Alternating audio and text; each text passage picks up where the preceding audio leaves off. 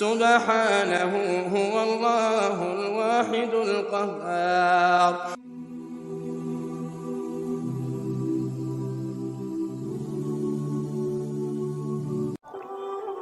Assalamu alaikum wa rahmatullah. J'espère que vous allez bien. Les mots sont toujours rattachés à des intentions qu'ici il faudrait savoir organiser afin de répondre aux besoins du siècle, sachant bien que notre siècle va mal, très mal. Ceci étant, qu'est-ce que vivre loin de la crainte d'Allah, si ce n'est vivre dans l'inquiétude et l'angoisse à l'idée de la mort? Qu'y a-t-il de plus souhaitable que d'entrer dans la tombe quelque part apaisé et rassuré? La prochaine étape est la mort. Sommes-nous suffisamment préparés à la franchir? L'hypothèse reste à vérifier.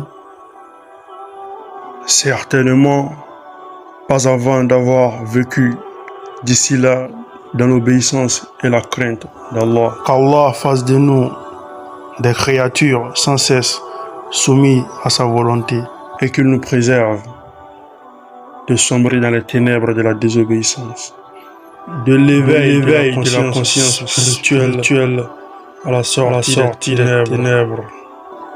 Suivez ce numéro jusqu'à la fin afin de comprendre, mais surtout savoir en 4 grandes étapes comment s'y prendre pour sortir des ténèbres de la mécréance. Par la permission d'Allah Azza wa Jal, bien entendu, avec à l'appui un secret. En effet, la désobéissance n'est pas une fitra en la nature humaine. Il est donc fort bien possible de sortir de ce cercle infernal. Mais comment s'y prendre? C'est à cette question que nous tenterons d'apporter brièvement des éléments de réponse, conformément à la Sunna et au noble Coran. Premièrement, comprendre qui nous sommes en tant qu'êtres humains. Qui sommes-nous en tant qu'êtres humains?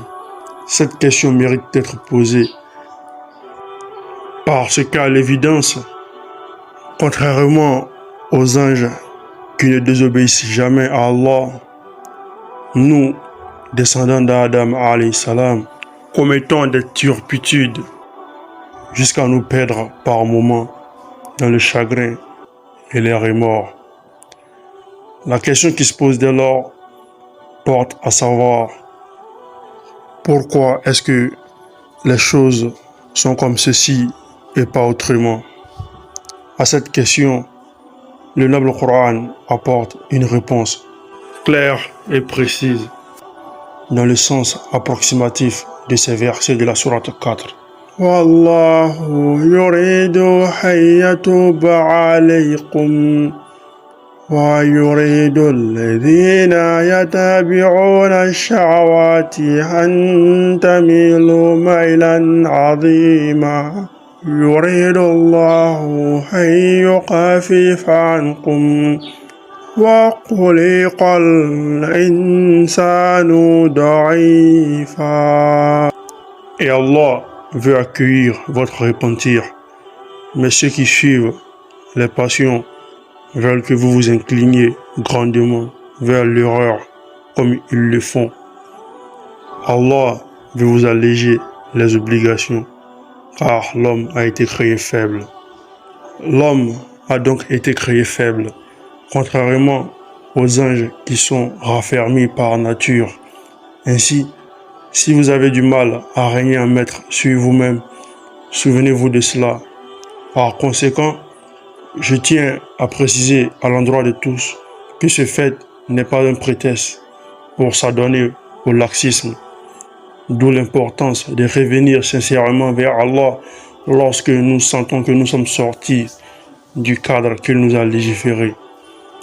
Quant aux partisans du moindre effort qui tendent à persister exprès dans la désobéissance après que leur soit parvenu le rappel d'Allah, Allah est clair en ces termes.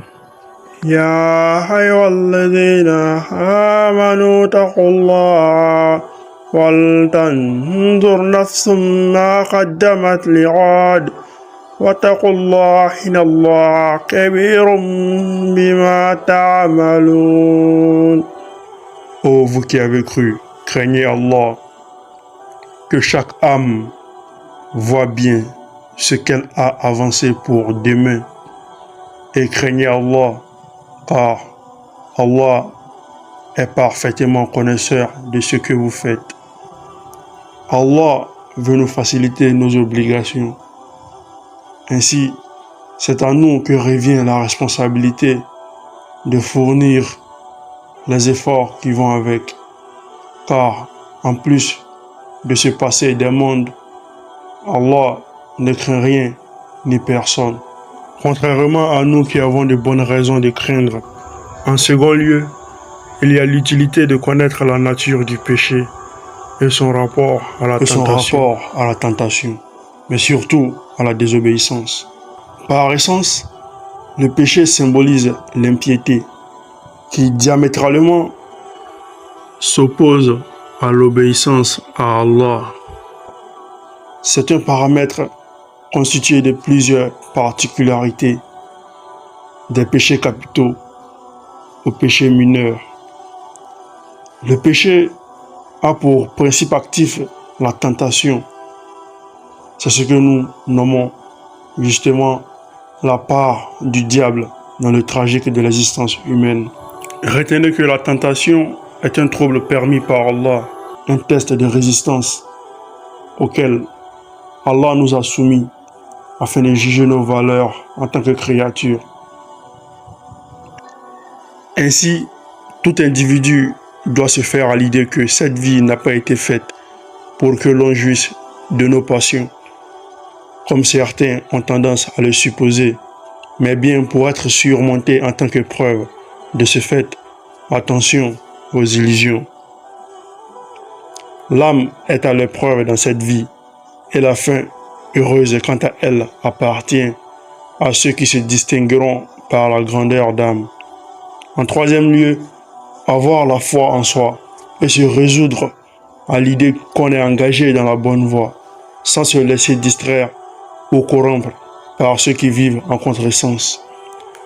Les commencements de toute vertu sont faibles, mais avec le temps vient la consistance et la fermeté qui va avec. L'esprit humain est né pour agir. Le secret réside dans le dépassement, le surpassement de soi, mais surtout la demande d'assistance. Croyez en vous et agissez comme il le faut. Quatrièmement, c'est là le sésame tant promis. En effet, pour l'emporter sur les tentations et la désobéissance, il n'y a pas meilleur que demander l'assistance d'Allah. Désolé du terme, mais ouvrez grand les oreilles. Car une fois de plus, le secret de l'obéissance réside dans le fait de demander la guidée à Allah et l'affermissement afin de ne plus retomber dans le péché.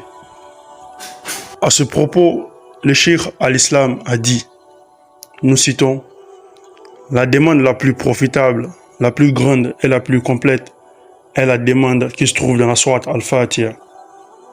Ihdina siratal mustaqim, guide-nous dans le droit chemin.